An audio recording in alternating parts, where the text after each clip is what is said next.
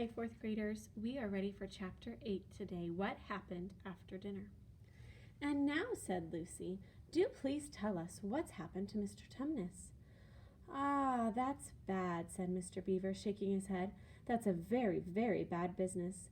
There's no doubt he is taken off by the police. I got that from a bird who saw it done. But where's he been taken to? Asked Lucy. Well, they were heading northward when they were last seen, and we all know what that means. No, we don't, said Susan. Mr. Beaver shook his head in a very gloomy fashion. I'm afraid it means that they were taking him to her house, he said. But what will they do to him, Mr. Beaver? Gasped Lucy. Well, said Mr. Beaver, you can't exactly say for sure, but there's not many taken in there that ever comes out again. Statues, all full of statues, they say it is, in the courtyard and up the stairs and in the hall. People she's turned, he paused and shuddered. Oh, turned to stone. But Mr. Beaver, said Lucy, can't we must do something to save him. It's too dreadful, and it's all on my account. I don't doubt you'd save him if you could, dearie, said Mrs. Beaver, but you've no chance of getting into that house against her will and ever coming out alive. Couldn't we have some stratagem? Said Peter. Couldn't we dress up as something, or pretend to be, peddlers or anything, or watch till she was gone out, or, hang it all out. There must be some way. This fawn saved my sister at his own risk, Mr. Beaver. We can't just leave him to have that done to him. It's no good, son of Adam, said Mr. Beaver. No good you're trying, of all people. But now that Aslan is on the move. Oh, yes, tell us about Aslan, said several voices at once. For once again that strange feeling, like the first signs of spring, like good news, had come over them. Who is Aslan? asked Susan. Aslan, said Mr. Beaver. Why, don't you know? He's the king. He's the lord of the whole wood. But not often here, you understand. Never in my time or my father's time. But the word has reached us that he has come back. He is in Narnia at this moment. He'll settle the White Queen all right. It is he, not you, that will save Mr. Tumnus. She won't turn him into stone too, said Edmund. Lord love you, said son of Adam, what a simple thing to say, answered Mr. Beaver with a great laugh. Turn him into stone? If she can stand on her 2 feet and look him in the face, it'll be the most she can do and more than I expect of her. No, he'll put all to rights, as it says in an old rhyme in these parts. Wrong will be right when Aslan comes in sight. At the sound of his roar, sorrows will be no more. When he bares his teeth, winter meets its death, and when he shakes his mane, we shall have spring again. You'll understand when you see him. But shall we see him? Asked Susan. Why, daughter of Eve, that's why I brought you here for. I'm to lead you where you shall meet him, said Mr. Beaver. Is he a man? Asked Lucy. Aslan, a man, said Mr. Beaver sternly. Certainly not. I tell you he is the king of the wood and the son of the great emperor beyond the sea. Don't you know who is the king of beasts? Aslan is a lion, the great lion. Oh, said Susan, I thought he was a man. Is he quite safe? I shall feel rather nervous about meeting a lion. That you will, dearie, and no mistake, said Mrs. Beaver. If there's anyone who can appear before Aslan without their knees knocking, they're either braver than most or else just silly. Then he isn't safe? Asked Lucy. Safe, said Mr. Beaver. Don't you hear what Mrs. Beaver tells you? Who said anything about safe? Course he isn't safe, but he's good. He's the king, I tell you. I'm longing to see him, said Peter, even if I do feel frightened when it comes to the point. That's right, son of Adam, said Mr. Beaver, bringing his paw down on the table with a crash that made all the cups and saucers rattle. And so you shall. Word has been sent that you are to meet him, tomorrow, if you can, at the stone table. Where's that? Said Lucy.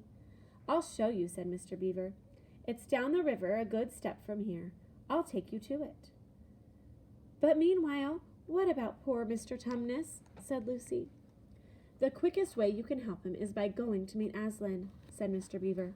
Once he's with us, then we can begin doing things. Not that we don't need you too, for that's another of the old rhymes. When Adam's flesh and Adam's bone sits at Cair Paravel enthroned, the evil time will be over and done. So things must be drawing near their end now. He's come, and you've come. We've heard of Aslan coming into these parts before. Long ago. Nobody can say when. But there's never been any of your race here before. That's what I don't understand, Mr. Beaver, said Peter. I mean, isn't the witch herself human? She'd like us to believe it, said Mr. Beaver, and it's on that she bases her claim to be the queen. But she's no daughter of Eve. She comes of your father Adam's, here Mr. Beaver bowed, your father Adam's first wife. Her they call Lilith, and she was one of the jinn. That's what she comes from on one side. And on the other side, she comes of the giants. No, there isn't a drop of real human blood in the witch. That's why she's bad all through, Mr. Beaver, said Mrs. Beaver. True enough, Mrs. Beaver, replied he. There may be two views about humans, meaning no offense to the present company, but there's no two views about things that look like humans and aren't. I've known good dwarfs, said Mrs. Beaver. So have I, now you come to speak of it, said her husband, but precious few, and they were the ones least like men. But in general, take my advice. When you meet anything that's going to be human and isn't yet, or used to be human once and isn't now, or ought to be human and isn't, you keep your eyes on it and feel for your hatchet. And that's why the witch is always on the lookout for any humans in Narnia. She's been watching for you this many a year, and if she knew there were 4 of you, she'd be more dangerous still. What's that to do with it? Asked Peter. Because of another prophecy, said Mr. Beaver.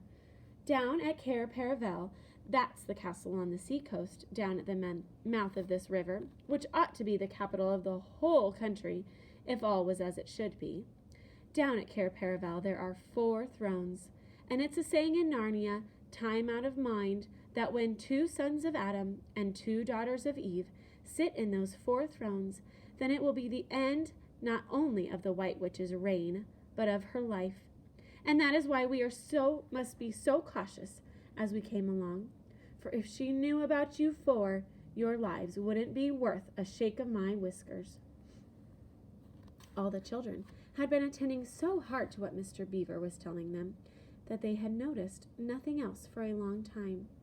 Then, during the moment of silence that followed his last remark, Lucy suddenly said, I say, where's Edmund? There was a dreadful pause, and then everyone began asking, who saw him last? How long has he been missing? Is he outside? And then all rushed to the door and looked out. The snow was falling thickly and steadily. The green ice of the pool had vanished under a thick white blanket, and from where the little house stood in the center of the dam, you could hardly see either bank. Out they went, plunging well over their ankles into the soft new snow, and went round the house in every direction. Edmund! Edmund! They called till they were hoarse, but the silently falling snow seemed to muffle their voices, and there was not even an echo. How perfectly dreadful, said Susan, as they at last came back in despair. Oh, how I'd wished we'd never come. What on earth are we to do, Mr. Beaver? Said Peter. Do, said Mr. Beaver, who was already putting on his snow boots. Do, we must be off at once. We haven't a moment to spare. We'd better divide into 4 search parties, said Peter, and all go in different directions. Whoever finds him must come back here at once, and... Search parties, son of Adam, said Mr. Beaver. What for? Why, to look for Edmund, of course. There's no point in looking for him, said Mr. Beaver. What do you mean, said Susan. He can't be far away yet, and we've got to find him. What do you mean when you say there's no use looking for him? The reason there's no use looking, said Mr. Beaver, is that we already know where he's gone." Everyone stared in amazement. "Don't you understand?" said Mr. Beaver. "He's gone to her, to the White Witch. He's betrayed us all." "Oh, surely." "Oh, really," said Susan. "He can't have done that." "Can't he?" said Mr. Beaver, looking very hard at the three children. And everything they wanted to say died on their lips, for each felt, quite suddenly, certain inside that this was exactly what Edmund had done. "But will he know the way?" said Peter. "Has he been in this country before?" asked Mr. Beaver. "Has he ever been here alone?" "Yes," said Lucy, almost in a whisper. "I'm afraid he has." "And did he tell you what he'd done or who he'd met?" "Well, no, he didn't," said Lucy. "Then mark my words," said Mr. Beaver. "He has already met the White Witch and joined her side and been told where she lives. I didn't like to mention it before, he being your brother and all. But the moment I set my eyes on that brother of yours, I said to myself, treacherous.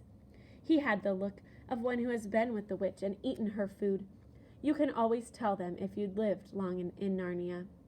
Something about their eyes." "All the same," said Peter in a rather choking sort of voice, "we still have to go and look for him. He is our brother after all, even if he is rather a little beast, and he's only a kid." "Go to the witch's house," said Mrs. Beaver. "Don't you see the only chance of saving either him or yourselves is to keep away from her?" "How do you mean?" said Lucy. "Why, all she wants is to get all four of you. She's thinking all the time of those 4 thrones at Cair Paravel. Once you were all 4 inside her house, her job would be done, and there'd be 4 new statues in her collection before you'd had time to speak. But she'll keep him alive as long as he's the only one she's got, because she'll want to use him as a decoy, as bait to catch the rest of you." "Oh, can no one help us?" wailed Lucy. "Only Aslan," said Mr. Beaver. "We must go on and meet him. That's our only chance now." "It seems to me, my dears," said Mrs. Beaver, "that it is very important to know just when he slipped away. How much he can tell her depends on how much he heard. For instance, had we started talking of Aslan before he left?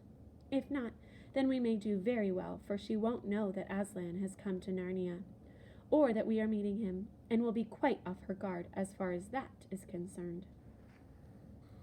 "I don't remember his being here when we were talking about Aslan," began Peter, but Lucy interrupted. "Oh, yes, he was," she said miserably.